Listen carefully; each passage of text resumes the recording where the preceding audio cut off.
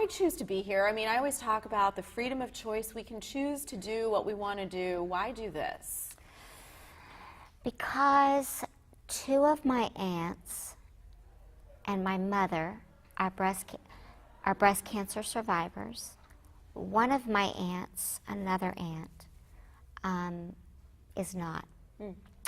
And I guess what I want to say is cancer is not, picky. And it will decide at random or not at random. But I just always want to get the message out that there's still a fight. And though our numbers are decreasing because of wonderful machines that can help us detect early, many women still do not stay on top of their health, especially in the mammogram department. And so as long as I can talk about it, I will.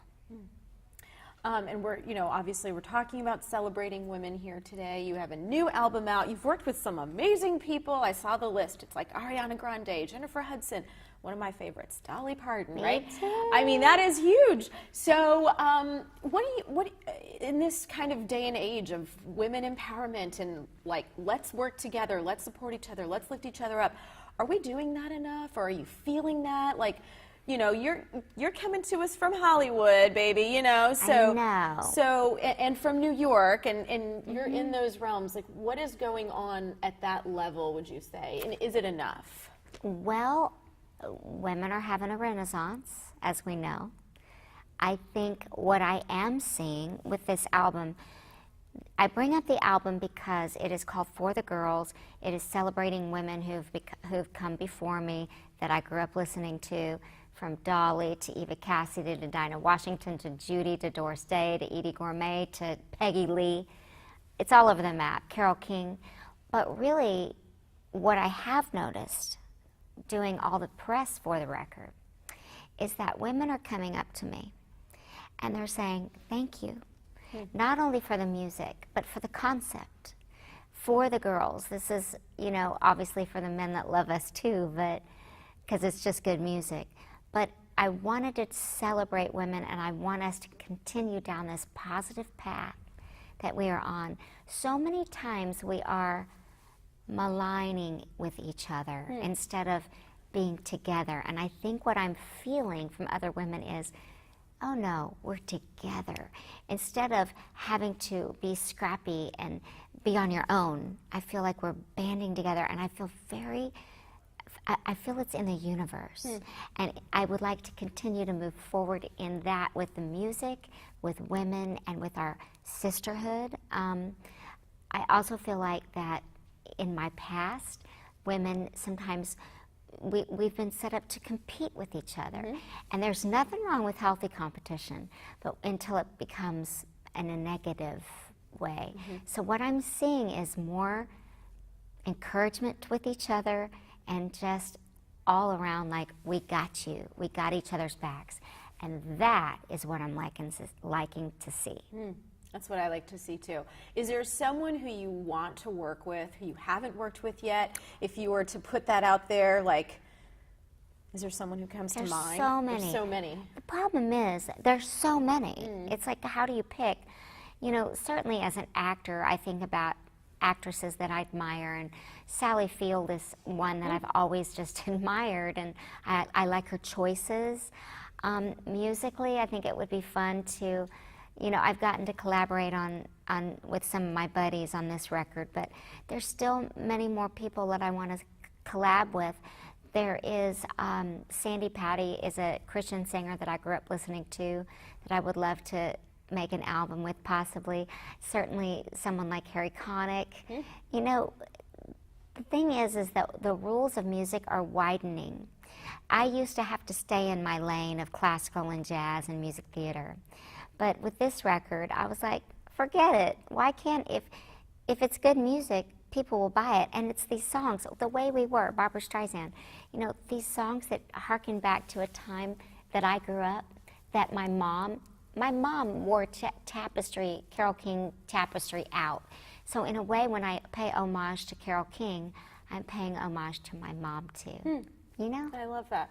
Well, and I feel like, yeah, music has changed so much, this fusion of even like hip hop and country music. I love it. Yeah, it's fun, right? It's so fun. You know, someone said to me like decades ago that was good. You know, what if, you know, these two kind of genres merged? And I'm like, that's never going to happen. I know. Joke's on me. Skip too. Yeah. Well, in my concert lately, I've been doing a mashup of two songs. One is by Stephen Sondheim, and one is by Willie Nelson. And so to me, Broadway and country, because I grew up with country music, to me they're both storytellers, so to me it just seemed obvious that they went together. But, you know, I just don't think there are rules anymore, and I'm really glad, because I am tired of getting my hand slapped because I have to stay in one lane. I ain't doing it on this record. No, she ain't. I love that. I ain't. You know, you have been very vocal, and you've shared so much about yourself, your family, and I'm just wondering, you know, like, you're adopted. Yes. Yeah. And that's been nice to kind of, I feel like when we hear about experiences that big celebrities go through, there's a moment of, oh, I can relate to that, or oh, maybe then I can do anything that I want, no matter where I sort of came from, right? Yes. When you share these experiences, are you talking to anyone in particular? Are you speaking to the young girls out there? Are Yes. You yes, okay. One of the things that I know my purpose in this life is, just like the women who came before me that I'm celebrating on this record, and not just musically, my aunts, my mom's best friend, my best friends, I want the younger generation to see and watch and learn what I've learned. And I will continue to tell them what I know and just try to encourage. I think this time that we live in is an interesting time, no matter not politically necessarily, but yes, no matter which side of the line you're on, it's an interesting time to be alive. And I just want this next generation to feel hope. And a lot of the way I feel hope is when I listen to music. It is the universal language. It brings people together, and it certainly did with my family, and none of them sing. They're all chemical engineers, and being an adopted kid, you know, they got this alien child, but they have loved me and supported me.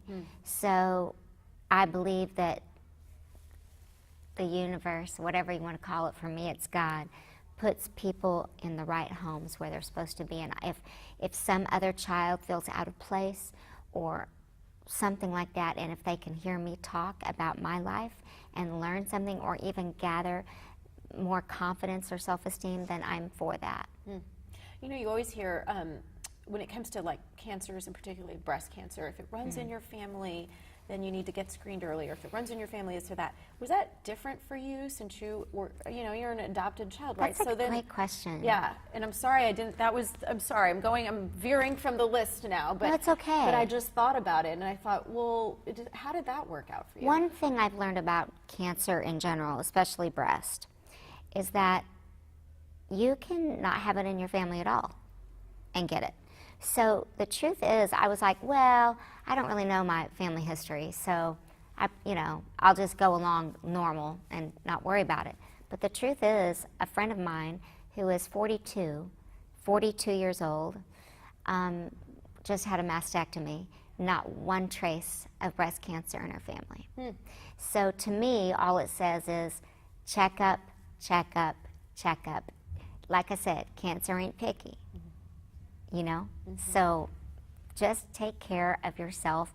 And what's the worst thing that can happen? You catch it early, or you don't have it at all, or it runs in your family and you don't have the gene.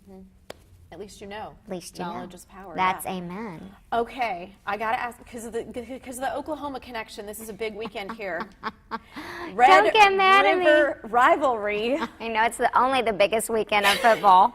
The biggest weekend. I know. Okay, so are you an OU fan? Well, of course. Oh Don't my get gosh. mad at me. Don't get mad at me. Well, breaking my heart. A few years ago, I reopened the Meyerson Center here with a concert. And my manager at the time is from Texas. And we had a bet because it was this OU Texas weekend, and It's the Texas OU weekend, I by mean, the way. okay. You know what? I'll let you have billing. We'll see how it works out tomorrow night, girl. Okay. It's on. You can make a bet. It's so on. So she said, if Texas wins, you have to go, because I remember my show was on Sunday. If Texas wins, you have to walk out with a Texas sweatshirt. And if OU wins, I go, I don't win in this scenario. If I walk out with a Texas sweatshirt, my family's out there. They're going to kill me. If I walk out there with an OU shirt, the audience is going to kill me. So no matter how I slice it, I'm messed up. Anyway, it's all for fun, though. And you know that it's so funny when I'm in New York or L.A., and if I say I'm from Oklahoma, they're like, oh, Oklahoma, Texas, kind of the same. Oh, gosh. And that's true until we get here. Oh, yeah. And it is not the same. It is not the No. same. All right, so here's the deal. If Texas wins, I'm going to send you Oh, no. a Texas, tank top or something. I'll try it on to make sure that it fits you. Yeah. 'Cause we're like the same if size. you try it on, you know it's going to fit All right, me. okay, and that'll be my gift to you. You know what? I will put it on. I will Instagram you back, and Okay. I will have frown on my face. But Deal. if I win, Oh, gosh. Here we go. It's not going to go one way. Girl. All right. If I'm I ready. win, it has to be reciprocated. Okay. Deal. Deal. You heard it here first, ladies and gentlemen. Okay, done. Thank you so much. You're welcome. All right, nice to meet You too. Wow, you're so lovely. Thank you.